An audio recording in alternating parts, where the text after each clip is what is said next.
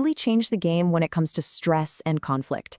It's this hidden superpower we've all got, the power of the second thought. Okay, let me ask you a question, and be honest. Ever just blown up, said or done something in the heat of the moment you immediately wished you could take back? That flash of anger, that knee-jerk reaction? Yeah, we've all been there. But what if you could actually control that? So to get a handle on this, we gotta figure out where that first impulsive reaction even comes from. And the answer might actually surprise you. It's not really you. You know that urge? The one to just lash out, get super defensive, or immediately jump to the worst conclusion? Yeah, that's not your true character talking. Think of it more like a pre-programmed script. It's built from your entire life, your upbringing, your experiences, the good stuff, the bad stuff. It's basically just an echo of your past. And here's the key takeaway, the really crucial part.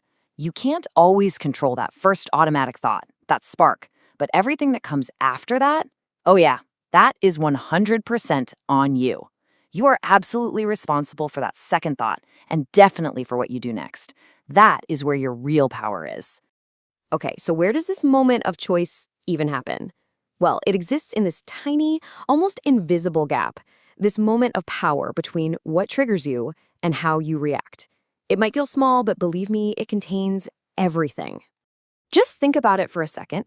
Something happens, right? A stimulus. Could be anything. Someone cuts you off in traffic, you get that critical email from your boss, a friend says something that, just stings. And then, on the other side, there's your response. What you do. You lean on the horn, you fire back a nasty email, you snap at your friend.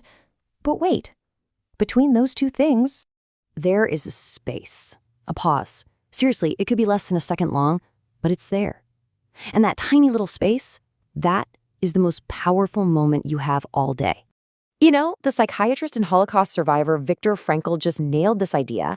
He said that in that space, that's where our power is. The power to choose our response.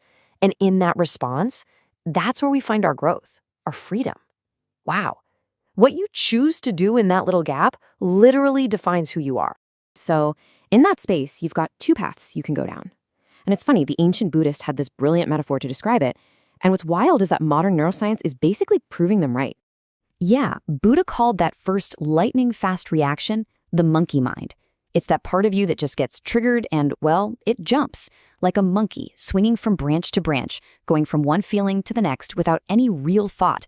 It's just pure, unfiltered instinct. And what's so cool is how this breaks down scientifically. That monkey mind, that's your amygdala going off, the ancient, primitive, fight-or-flight part of your brain. But the human mind, that second thought, that comes from your prefrontal cortex, the logical, rational CEO of your brain. And look at the results. One path leads to regret, almost every time. The other, it leads to maturity. Okay, so this isn't just some abstract theory, right? This stuff plays out every single day in the real world, especially with the people who mean the most to us, our friends, our family, our partners. Let's walk through 3 of life's little tests. Okay, check these out. A friend lies to you. The monkey mind just screams, betrayal, cut them off, block them. But the human response? It takes a breath and asks, hey, why?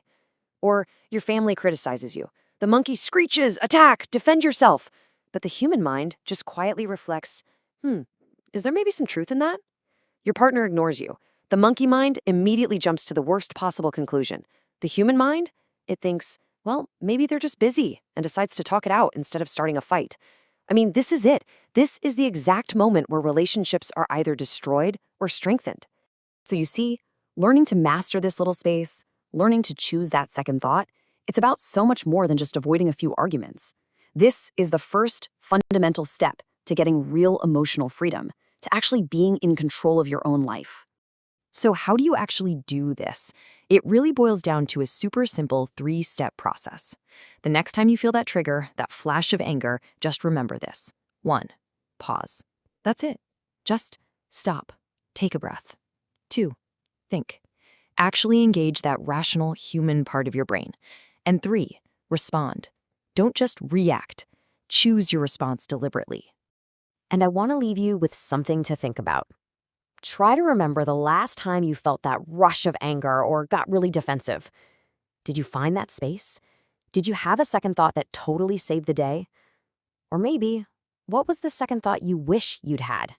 Because in the end, it really all comes down to this one choice. In that critical moment, choose to be the human, not the monkey. Don't just react, respond.